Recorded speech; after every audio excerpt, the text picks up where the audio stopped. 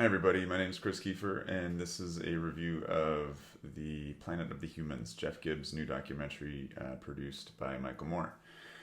So this documentary is stirring some major waves amongst the environmental movement, the environmental left, because it is, I think, first major critique coming from a environmental left perspective of green energy.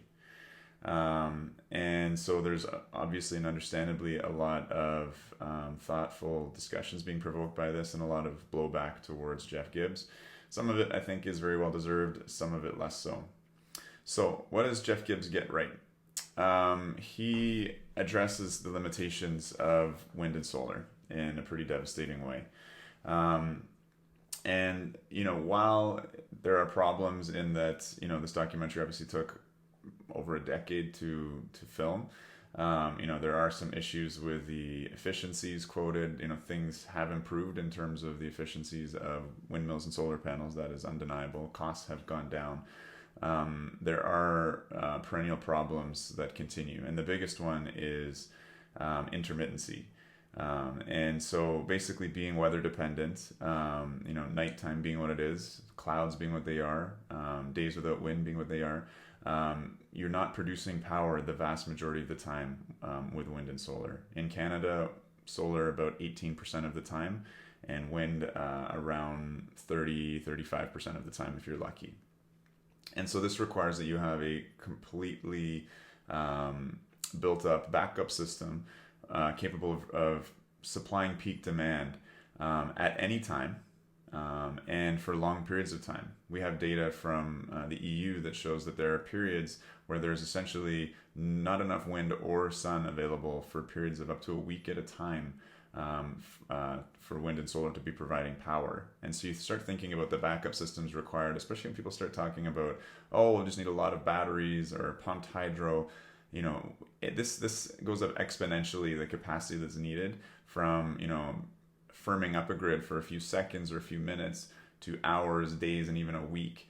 It's an exponential amount of capacity that needs to be installed. And when you talk about batteries or building pumped hydro installations, these are very intensive in terms of what you need to mine to do that, what you need to refine, these massive building projects, and a massive amount of waste that's produced as well from all your mining, tillings, etc. All right, so that goes into the next issue, which is material intensity. So while the wind and sun are of themselves renewable, the collectors needed to transfer that energy into electricity are anything but. So the amount of steel that's needed for solar panel, not the panel itself, but to put it up on a frame, is enormous, right? When we can make comparisons between various power sources, the material intensity, so the amount of raw materials needed to produce the same amount of power between technologies, will compare to something very energy dense like nuclear. So it's 17 times more materials needed for solar, 10 times more needed for wind. And these are things like steel, concrete, glass, and also things like rare earth minerals, etc. So that's a thing that Jeff Gibbs brings up, which is irrefutable. Okay, solar panels are not in and of themselves renewable. Wind turbines are not renewable. The substrate with which they operate are.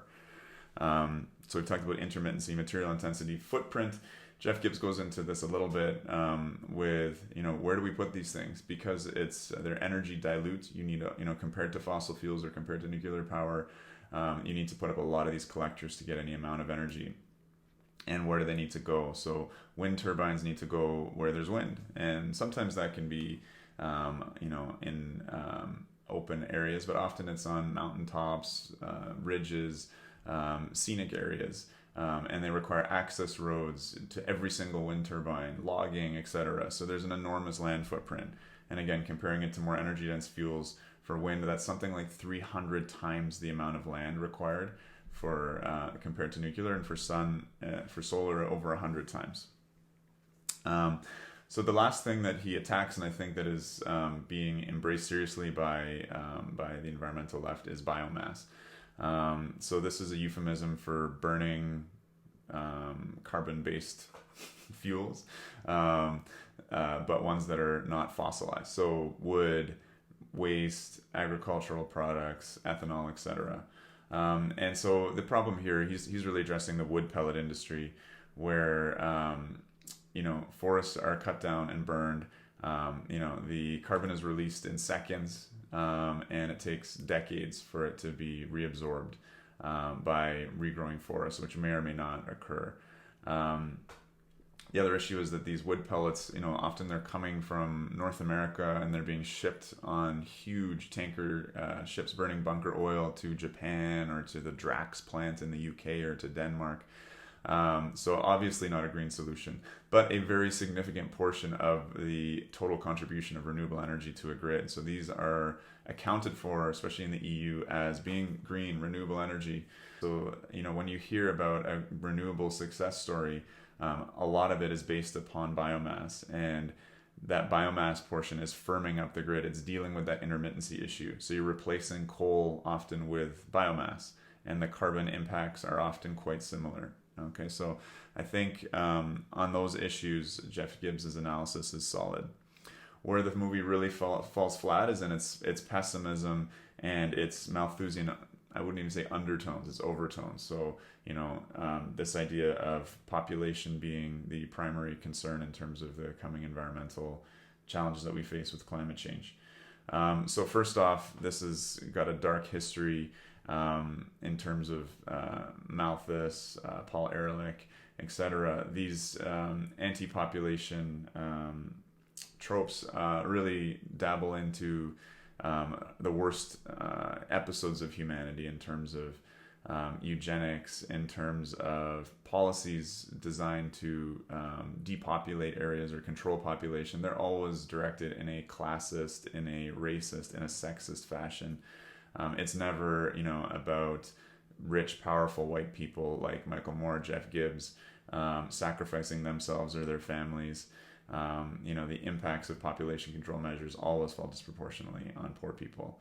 And, we are seeing a leveling out of population when people reach a certain degree of material and medical security. So when your material needs are met, when you don't have to worry about your kids dying from vaccine preventable illness, when you're not shackled to, washing clothes all day, fetching water, burning firewood, as a woman, you're able to receive education, become empowered, and have reproductive autonomy. And when that occurs, generally speaking, women have many fewer kids. So in terms of, Jeff Gibbs' drive of this being a population issue, I think that's a false premise and is being attacked by folks on the green left appropriately.